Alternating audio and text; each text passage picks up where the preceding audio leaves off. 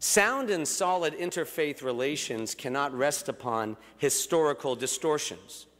Building a better and brighter future for our city, nation, and world requires a willingness to face the past as it was, or else, as Santayana reminded us so precisely, those who fail to learn from history will be doomed to repeat it.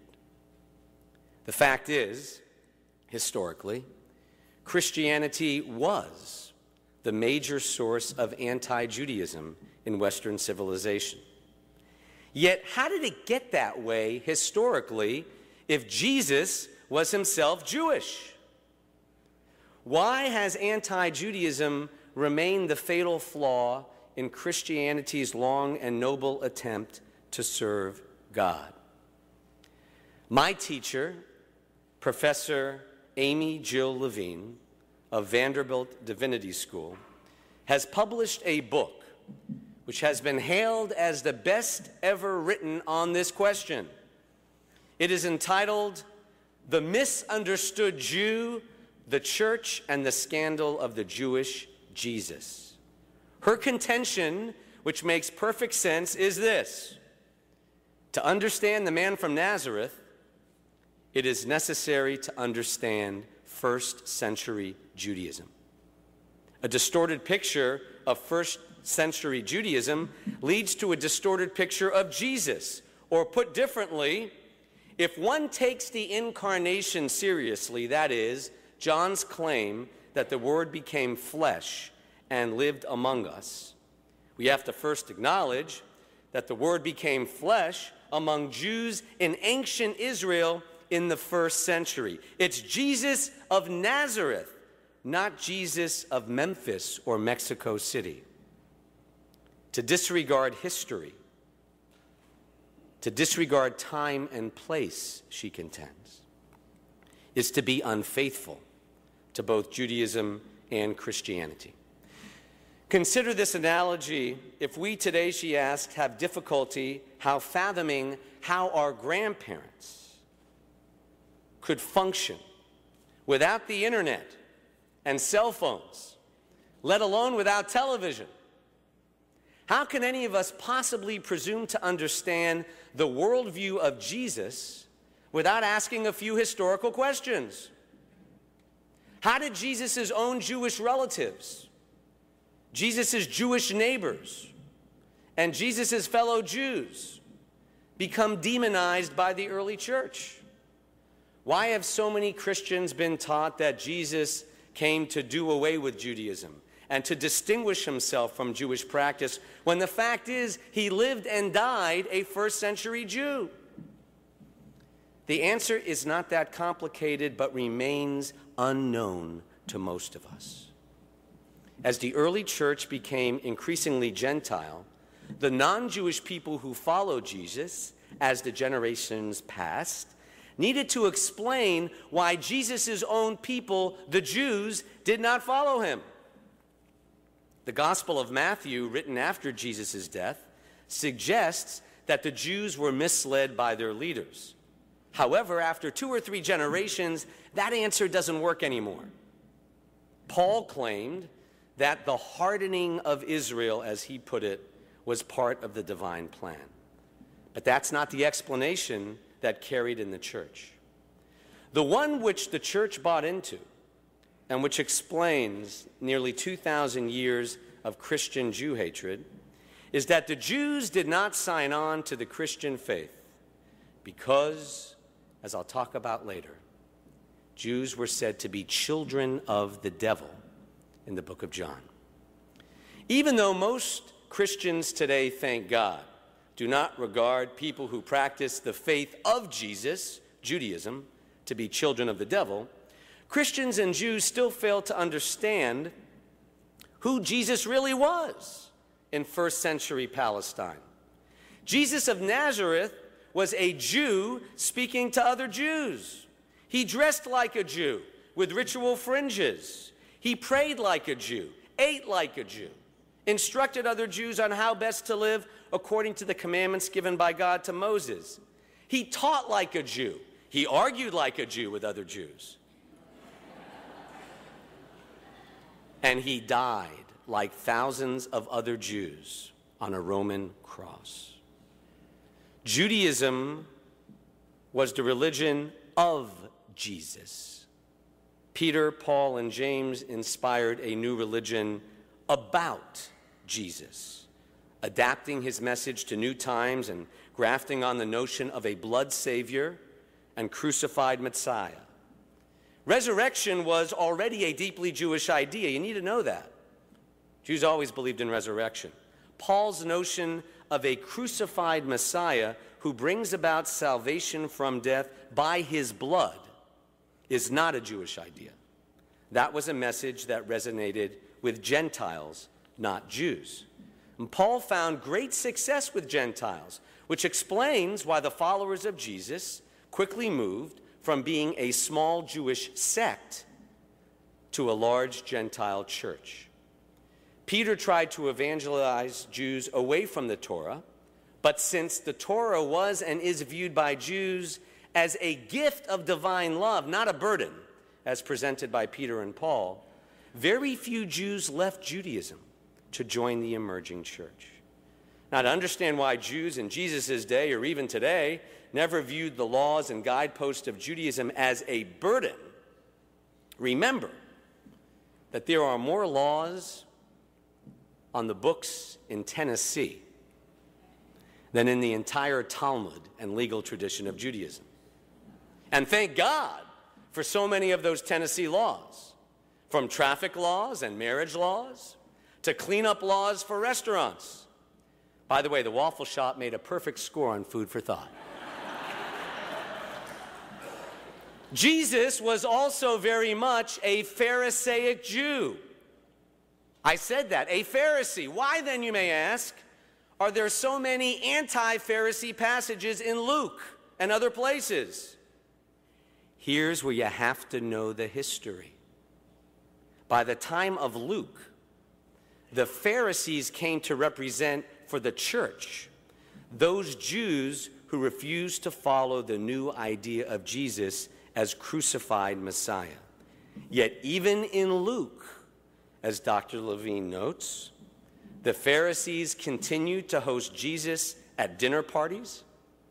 The Pharisees shared meals with him, and they even advised Jesus to get away from Herod to save Jesus from death. When you disconnect Jesus from this first century Jewish context, you end up not just with bad history, you end up with bad theology. Worse, you end up with a gospel of hate toward Jesus' own faith. Let me share with you just one example from Levine's book. It's the parable of the Good Samaritan. Consider the common interpretation of this parable you may have been taught or can find commonly preached on television by ministers who have absolutely no knowledge of first century Judaism, including the so-called messianic Jews who insult the integrity of Judaism and Christianity by distorting both faith traditions and ignoring 1900 years of history. You were probably taught in the parable of the Good Samaritan that the priest and Levite avoided the man in the ditch because the priest and Levite feared corpse contamination. Should they touch a corpse, they would become ritually impure, and priests and Levites were forbidden to do so by Jewish law, which is obsessed with ritual purity and picayune laws. Enter the Good Samaritan who helps instead. The message you'll see on TV this Sunday or in any church, generally speaking, by these preachers is, be like the Good Samaritan and not like those legalistic priests and Levites. There's only one problem with this interpretation. It reflects total ignorance of the fact that priests and Levites, when they left work at the temple, were always ritually impure. They were ritually unclean all the time, and that's okay in Judaism. In truth, Nothing in Jewish law would have prevented the priest or Levite from touching the man in the ditch or breaking any Sabbath law to help save a life or lift anyone out of a ditch. Jewish law is so full of love and grace, contrary to the erroneous presentation of it by uninformed ministers to this day, that preachers who don't know the spirit of love in Jewish law miss the message of the Good Samaritan. What the priest and Levite have in common is not concern for ritual purity, but who your daddy is. That's what makes you a priest or Levite. Who your daddy is, common descent. You cannot be a priest or Levite unless your father was a priest or Levite. The parable should have read, there once was a priest, a Levite, and an Israelite, since those are the three major divisions of Jews in the Bible in Jesus' day, based on descent. This is the grouping that always appears. Until Jesus. Jesus leaps from this predictable listing to associating a Samaritan, not an Israelite, but the Samaritan, an outsider, with the priest and the Levite. As Levine rightly concludes, the Samaritan, normally the biological or genealogical outsider, becomes the insider. So the message of the Good Samaritan, as Levine fleshes out, isn't about ritual purity, as you may have been taught in Sunday school, because ritual purity has nothing to do with it. The message is a far greater and more important theological message that Jesus makes, namely, to see the image of God in everyone, not just in members of one group. Jesus is teaching in the parable of the Good Samaritan that we are all part of the family of God, even the Samaritan outsider. It's a great message, a Jewish message. But Jews never switched religions because Judaism never required conversion to get to heaven. For the Jews of Jesus' time and to this day, you don't have to be Jewish in order to be saved. Just read Zechariah 8:22-23. It teaches that Gentiles will be brought into the world to come as Gentiles, not as Jews. Thus saith the Lord of hosts, Zechariah thunders, in the days to come, 10 men from nations of every tongue will take hold of every Jew by a corner of his cloak and say, let us go with you, not as Jews, but as Gentiles, for we have heard that God is with you. One of the great scandals of history, religious history, is that Judaism, which does not think Gentiles have to become Jews to get to heaven, has been presented as an exclusive faith of an angry, wrathful Old Testament God, while the church was presented by those who wrote the history as the universal model of grace and love in the Great Commission. Why is this a scandal? Because the Great Commission requires everyone to come under the Christian umbrella by being baptized in the name of the Father and of the Son and of the Holy Spirit, while Judaism was and still is much more inclusive. For the Jews of Jesus' day, the Messiah and the Messianic age were a package deal. Or as Levine puts it, the Messianic age meant that all dead would rise, all the dead would rise, justice would prevail, and war, famine, disease, and death would stop. Clearly, that had not happened. Neither did Jews believe, nor Judaism teach that they needed Jesus' death or any Messiah's death to save them from sin. Jews believed rather in a compassionate and gracious God who always forgave the repentant. They did not believe they needed an intermediary. They always prayed to God directly, just like Jesus. So this, my friends, is the world of first century Judaism. The world of Jesus' day is not our world. And Levine is right that we need to catch ourselves before we impose our own modern lifestyles and values on the ancient sources. This does not mean that the ancient sources do not have a message for our time. When Christians at Calvary are asked, why they are seeking health care coverage for the poor, visiting people in prison like Novella Smith Arnold does, or taking in foster children. When Christians at Calvary or any church are asked, but this one in particular, why are you keeping a church going 175 years strong in the heart of the city instead of fleeing to the suburbs? I sure hope my Christian brothers and sisters respond, because the love of Christ compels me. The Jewish songwriter Kinky Friedman wrote a song entitled, "They Ain't Making Jews Like Jesus Anymore."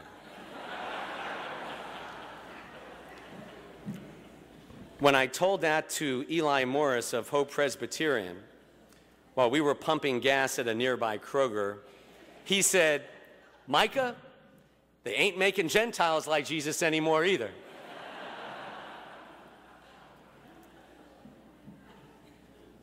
There aren't many Christians who follow Jesus' command in Luke 18:22 to sell all you own and distribute all your money to the poor.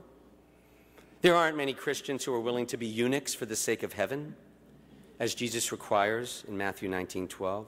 I may still be a young fella relative to that 80-year-old woman from Kentucky in the opening story.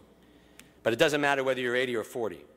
We still have plenty of repenting to do and plenty of work to do to remove the bad theology, distorted history, which has spread a gospel of hate rather than a gospel of love, Jesus' gospel of love when it comes to Jews and Judaism.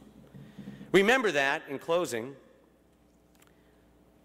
when John has Jesus saying in chapter 8:44, "You are from your father, the devil, and you choose to do your father's desires." Jesus was speaking to Jews from within Judaism in the first century, not against Jews centuries later. Jesus was speaking to members of his own family.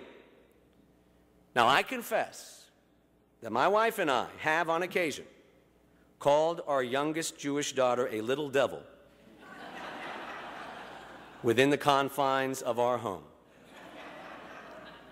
God forbid, though, that someone take that conversation out of context and use it as a justification for hurting, maiming, or killing Jewish children like our Julia. And yet, that's precisely what Christians did to Jewish children throughout the centuries, using John 8:44 as their scriptural validation.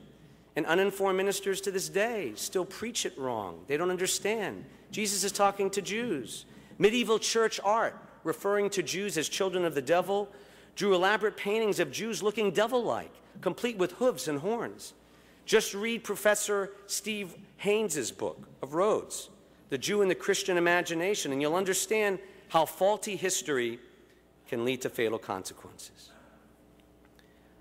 A few years into my 15-year teaching career at the Memphis Theological Seminary, I did exactly what Professor Levine does at Vanderbilt Divinity School. I introduced one of my children to students,